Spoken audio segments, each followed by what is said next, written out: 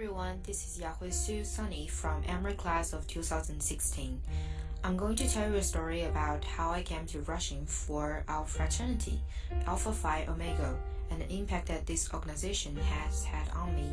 Before I came to America, I simply had no idea of what Greek life is about. The first time I came to know the words fraternity and sorority was when I was comparing American universities on college ranking websites.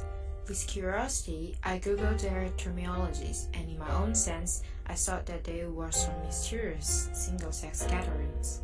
Later, when I laid my hands on American TV shows like Gossip Girl, Mad Men, and so on, I automatically thought Greek life was parties, consuming alcohol, and excessive hazing procedures during the initiation period. So, when I walked past the stands for fraternities and sororities on the activity fair during the orientation, I just shook my head and said no, and never thought about approaching any of them.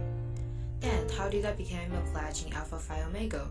This whim struck me when I first met Sarah, the interchapter coordinator on our executive board.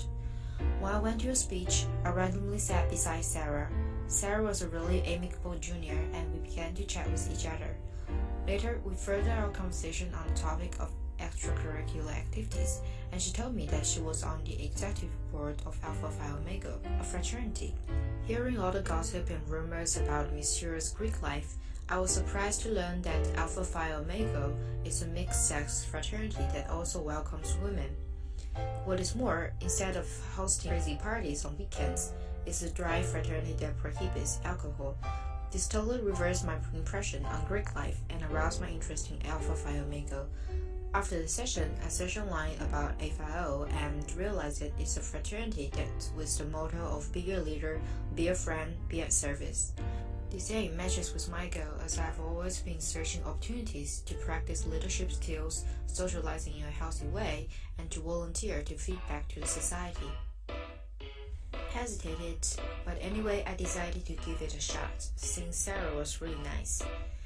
I went to two of the events for Russian. First, I went to the Hope Lodge on Claremont campus to help to prepare dinner for cancer patients. It was a great experience, as I never tried to cook American food before. Together we made delicious burritos and tacos and talked to patients' families. I also got to know several brothers in Alpha Phi Omega, Blair, Erica, and Chris. There was not a sense of hazing in their Russian events, and that the brothers posed themselves with opening and welcoming positions, which were not I expected from the fraternity at all. This all made me feel determined to become a member of the fraternity. On September 30th, I received an invitation to Alpha Phi Omega, Chapter Delta Kappa, and attended the induction ceremony. From then, I formally began my pledging period. The first thing I felt as a pledge in Alpha Phi Omega is a sense of belonging. I still clearly remember when I first arrived in Atlanta with my 3 enormous suitcases. I felt lost with so many new things surrounding me. I did not know who I was except a freshman at Emory University. This feeling of missing identity grew stronger as school began, and I felt the eagerness in me to find a sense of belonging. However, things changed when I got my pledge pin during the induction ceremony. Even though I still missed my family and friends back in China, I now had a new identity as a member of APHIO. Apart from gaining the new identity, I felt that I have really learned a lot through going on different volunteer trips that were held in chapters. One of my favorite trips was volunteering for Fur Kids, a charitable non-profit organization that provides a shelter for rescued cats. There I learned how to take care of the cats, which I might not have learned in any class or textbook. We cleaned the cat's room, took care of the cat's litter boxes, washed the beddings, and swept and mopped the floors. The greatest part of the trip was that we got the chance to pet the cats and talk to the organizers, during which I learned more about the social care system for animals. Another important skill that APHIO puts much emphasis on is leadership. While it might be hard to seek positions with the title of leader, one can always experience and practice leadership in APHIO. There's a series of courses provided in chapter that offer training on leadership. There are also requirements for members to finish a certain amount of leadership hours, which gave everyone the chance to practice their ability to lead. The last thing I would love to talk about is friendship in APHIO, or in other words, the brotherhood.